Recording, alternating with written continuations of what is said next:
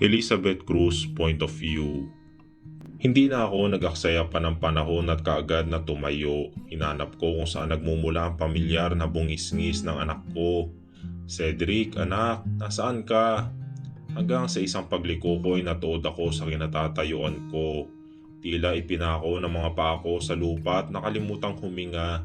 Hanggang sa para itong hinigit at nag-umpisang bumilis ang aking puso. Dahil sa aking harapan ay makikita ang mag-ama. Si Cedric ay nagpapabuhat at nakayakap sa binti ni Godric habang ang huli ay tila hindi makapaniwala. At ngayon ay nakatingin sa akin. Idagdag pa ang paulit-ulit na pagtawag ni Cedric ng daddy sa kanyang ama. Cedric? Ulit ni Godric sa narinig marahil na pangalan na tinawag ko. Anak? Wala na. Ang sikretong nais ko pa sanang itago ay hindi ko na maitatago pa. Paano ko pa ba na namang pagsisinungalingan ang katotohanan gayong nasa harapan na niya ang kasagutan? Napabuntong hininga ako at naglakad palapit sa kanila. Ang bawat hakbang na ginagawa ay parang hinihila ang aking mga paa. May pagtatanong sa mga mata ni Godric. Tanong na nais at nananabik na marinig ang kasagutan. Sagot na hindi ko magawang masabi kaya naman unti-unti na lamang akong tumango. Pasensya na kung hindi ko kagad nasabi. Nang marinig ang boses ko ay kagad ako nilingon ni Cedric at hinila sa suot na t-shirt. Mami, Daddy tuwang-tuwa sabi ng anak ko at napapalakpak pa. Yes baby, siya nga si Daddy. Maluwa-luwa akong kumpirma kay Cedric at muli siyang bumalik sa pagyakap sa mga binti ni Godric. Nagkaanak tayo, Beth? Namumula ang mga matang tanong sa akin ni Godric. Nakagat ko ang labi ko at mabilis na tumango. Oo, Godric, ilang buwan matapos mong umalis ay nalaman kong buntis ako. Sa harapan ko rin ay unti-unting naganap ang tagpong matagal kong pinapangarap at masaksihan. Ang tagpong matagal kong inasam mula pa lamang na ipanganak ko si Cedric. Ang tagpong mula umpisa ay hiniling ko na dinalangin na mangyari. Unti-unting lumuhod si Godric at tiningnan si Cedric. At hindi ko na napigilan pang sarili ko lumuha nang niyakap niya ang anak namin at kitang-kita ko kung paano tumulo ang luha mula sa mga mata niya. May anak tayo, may anak na ako. Garalgal at emosyonal ang tinig niyang tanong. Oo, Godric. At ipinangalan ko siya kasunod sa iyo. Nakatutop sa bibig na sagot ko. Anak? Bulong lamang niya noong umpisa hanggang sa binuhat niya si Cedric at halos yupiin sa yakap. Anak ko. Ang iyakan naming dalawa ay unti-unting nauwi sa ngiting may kasamang luha. Hanggang sa nagtawanan na silang mag-ama. Thank you, Beth. Thank you so much. Paulit-ulit niyang sinabi habang pinupupog ng halik ang mukha ni Cedric at umahagikik naman ang aking anak. I love you, anak. I love you so much. Tila may malamig na kamay ang humaplo sa puso ko sa mga sandaling iyon. Ilang beses ko bang na-imagine na magiging ganito ang reaksyon ni Godric kapag nalaman niya ang totoo? Akala ko ay hanggang pangarap na lang. Sa labis na kasiyang nakikita ko sa mukha niya ay unti-unting natunaw ang takot na namuo sa akin na baka hindi niya tanggapin si Cedric at labis-labis ang sayang nararamdaman ko. Pakailang beses pang nag-ikutan ang dalawa habang nagtatawanan at iyon ang tagpong nadatnan ni Lucas na humahangos pa. Kagad naman akong nakaramdam ng konsensya dahil hindi ko kagad siya nasabihan. Lucas, I'm sorry. Hindi kita kagad nasabihan kasi ngumiti siya at umiling. Kaya naman natigilan ako. Ang mga mata niya ay nakatingin sa madramang pagtatagpo ng mag-ama. Ayos lang, Liz. As long as he is safe. Paano nangyari to? May kalakip na pagtatakang tanong niya. Hindi ko rin sigurado Siguro ay nakailam na naman ang tadhana sa plano ko. Naiiling kong sagot sa kanya habang nakangiti at pinagmamasdan ng dalawa na halos hindi na maghiwalay ang mga mukha. Sa anggulong ito ay hindi may tatanggi ni numan kung sino ang tunay na ama ni Cedric. Kapag makita mo sila hindi may tatatwa na magkadugo silang dalawa. Masaya akong nakita mo na siya And I think it's time for me to go, Liz. I will let you guys talk it out. Ayoko namang magmukhang extra dito. Dahil alam kong hindi siya papapigil ay bahagya ko siyang niyakap. Maraming salamat, Lucas, ha. Maraming salamat sa pagtulong mo sa akin. Mag-iingat ka sa pagmamaneho mo. Will do. Ipagpaalam mo na lang ako sa inaanak ko, ha. Nakangiti niyang habilin, bagaman ay may lungkot ako nakikita sa mga mata niya. Oo naman. Kumaway siya bago tuluyan naglakad palayo at hindi ko rin naiwasang malungkot dahil sa nakitang emosyon sa mga mata niya. Dahil papalapit na sa kanya si Cedric ay marahil nalulungkot siya na mas mapapalapit na siya sa ama niya. Sa isang bench ay magkatabi kaming naupo ni Godric habang kalong niya si Cedric na natutulog. Ang aking ex ay hindi mawaglit ang tingin sa aking anak na para bang anumang sandali ay maglalaho ito sa kanyang bisig. I miss this so much. Hindi ko nasaksiyan ang panganganak mo sa anak natin. Hindi ko siya nahawakan sa mga bisig ko at pakinggan ang una niyang pag-iyak. Hindi ko nasaksiyan kung paano siya unang sumipa. Hindi ko nakita kung paano siya lumaki. Unang nakakita ng mga kulay at nakalakad. At naiintindihan ko dahil may pinagdadaanan ka, Godric. Pareho tayong may mga pagsubok sa buhay na kinakaharap at nilalabanan. I'm sorry, Beth. I'm really sorry. Nakayuko siyang humihingi ng tawad. Naging wala akong kwentang ama sa kanya. Wala ako noong mga panahong naghirap ka sa panganganak. Wala ako habang kinakaharap mo ang buhay na mag-isa. Wala ako roon para makipagpalitan sa iyo ng pagpupuyat para alagaan ang anak natin. Wala ako noong mga panahong kinakaya mo mag-isa. Ilang taon nang nasayang ko sa pagiging ama sa kanya. Emosyonal niyang saad at dama ko ang pagsisisi niya. Muling nag-init ang sulok ng mga mata ko pero kagad ko itong pinalis. At marami pang taon ang darating para masaksihan mo, Godric. Marami pang taon ang pwede mong bunuin para makabawi ka sa kanya. Hindi pa huli ang lahat. Ilang sandali kaming natahimik pareho habang mayat maya niyang hinahalikan ng noo ni Cedric at pinagmamasdan. He looks exactly like me, Beth. Nang makita ko siya kanina ay para akong tinakasan ng kaluluwa ko. Akala ko'y nakatingin ako sa batang ako. Komento niya habang nakatingin sa akin. Sa mga mata niya ay nasasalamin ng labis na ligaya at pagkamangha. Ayun na nga nakakainis. Bakit mas kamukha mo siya kaysa sa akin? Nakasimangot kong sabi.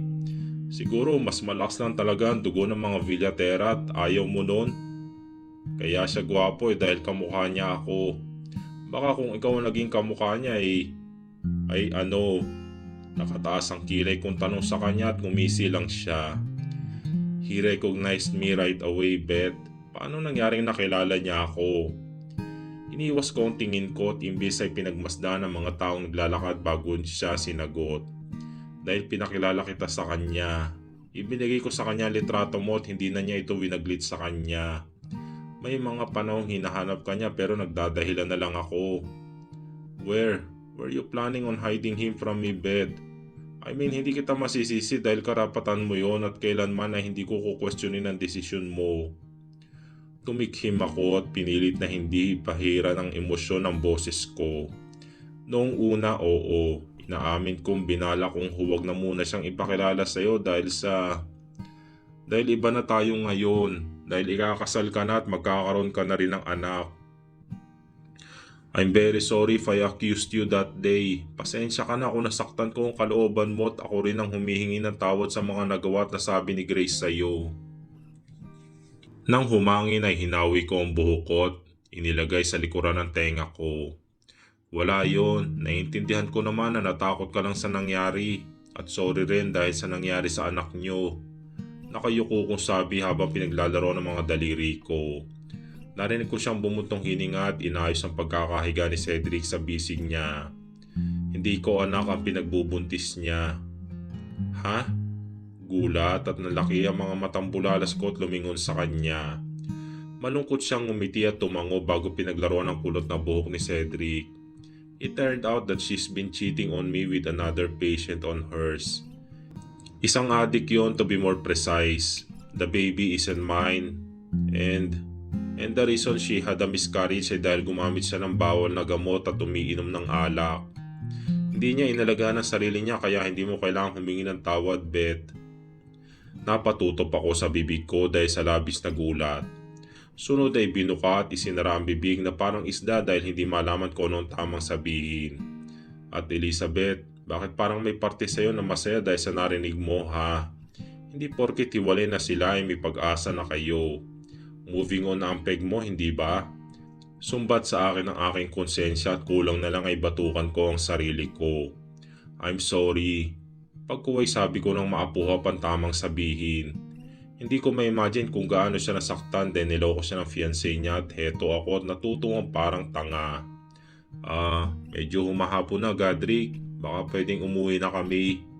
Nauutal kung paano matinangkang kunin si Cedric. Ngunit kagad siyang umiwas at tumayo. Ihahatid ko na kayo, Beth. Please. Please let me be with him a little longer. Just a little more. Pakiusap niya na may nagsusumamong mga mata. Bagya naman akong natawa at tumayo na rin. Hindi ko ipagkakait sa iyong maging ama ni Cedric, Godric. Pwede mo siyang puntahan at makasama kahit na kailan mo gusto. Ngiti lamang ay sinagot niya at nagsimulang maglakad. Hindi ko maiwasang maramdaman ang kiliti sa aking puso dahil sa imahe naming tatlo. Parang isang buong pamilya.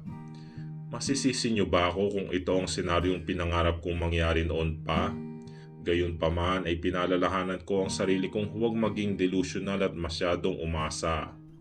Kagaya na sinabi niya, inatid niya kami sa bahay. Nagpapasalamat akong wala pa si Sky dahil siguradong magagalit ang kapatid ko at ayoko sanang maputol muna ang reunion na mag-ama.